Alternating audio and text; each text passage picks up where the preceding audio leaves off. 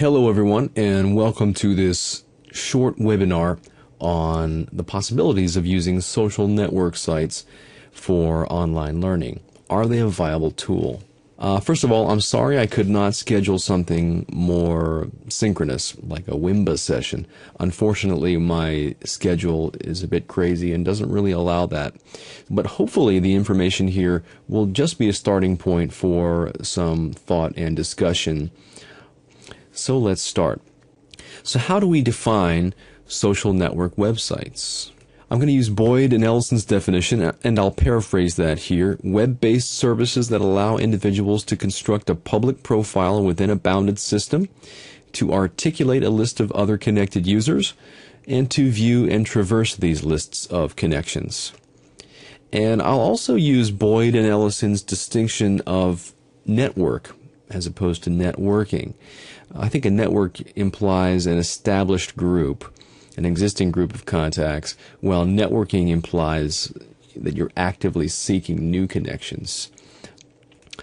So here are some social network sites. Hopefully you had a chance to try the survey. Here's the survey again. I had asked you to look at which of these you're familiar with. Personally, I've used Facebook, I've used MySpace, I've used Mixi, I've used Classmates, I've used LinkedIn, Twitter, and that's about it. You may have more experience than I do with these sites. If you're not familiar with these, Facebook and Classmates are geared towards reuniting you with school friends or colleagues and people you may have known in the past and maintaining connections with them. LinkedIn is more for professional networks, people you've worked with. Flickster is based around movies and so on. Twitter is unique. It's just this continuous feed of personal updates. Now, not all of these are viable for online learning, of course. So let's take a look at some of the features that we would need for collaborative learning. Some desired features would be interactivity, social presence, constructivism, learner-centeredness, peer assistance and assessment, defined communities of inquiry, ready availability of resources, storage of learning artifacts, journals for self-reflection, and digital native orientation. So the question is, can social networks provide these features? Let's take a look. Interactivity. Here we have some quotes from our literature and also some literature that I've pulled from outside. Basically, interactivity is a key feature of online learning. We need to be interactive, obviously. Otherwise, it's not a collaborative effort. I believe that social networks provide a lot of interactivity. It's asynchronous interactivity. Emails, forums, bulletin boards. Facebook calls them walls. You've got photo sharing, image sharing with tagging, comments, etc. It's very interactive. And they provide an excellent forum for discussion and debate. They're great places to have extended conversations. Next, we have social presence. If we feel that the other people are there, that they are present, it makes us want to participate more. And I do believe that social networks provide this.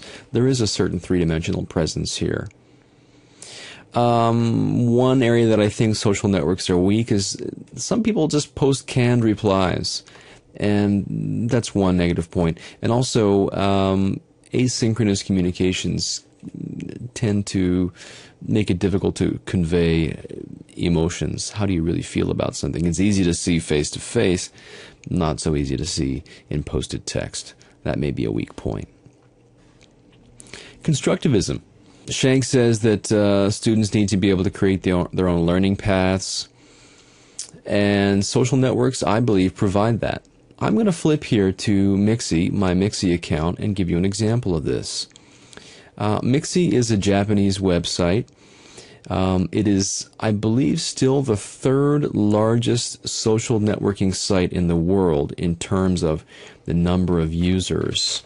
The site started in 2004, so it's now 6 years old, so it predates Facebook and other social network sites. Now, those other sites have gained traction in Japan, MySpace, Facebook, and so on, but they remain far behind Mixi. It is a cultural force here. I'll give you a peek. I'm sorry it's all in Japanese. I'm going to turn on a translation service here just so you can see some of the translations. Obviously, you probably don't read Japanese.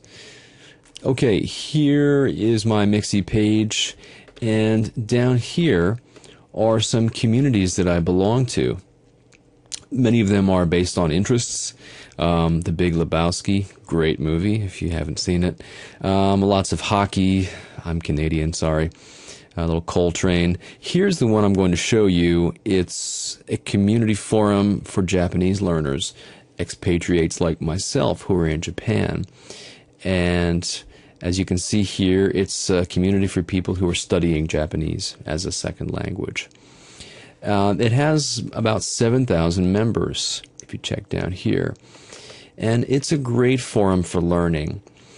There's a lot of peer correction going on.